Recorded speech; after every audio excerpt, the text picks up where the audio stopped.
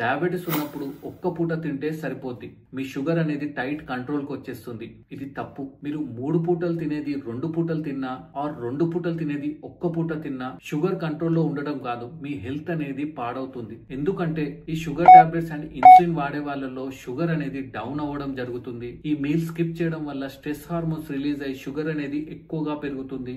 మీరు ఒక్క పూట స్కిప్ చేసి నెక్స్ట్ పూట ఎక్కువ తిన్నప్పుడు కూడా షుగర్ అనేది ఎక్కువగా స్పైక్ అవుతుంది.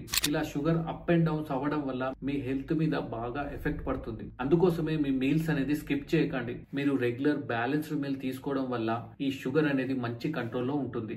ఎవరైనా డయాబెటీస్ కి ఇన్సులిన్ వాడుతున్నారంటే వాళ్ళకి సీరియస్ హెల్త్ ప్రాబ్లమ్స్ ఉండి ఉంటాయి అని చాలా మంది అనుకుంటారు. బట్ అది తప్పు.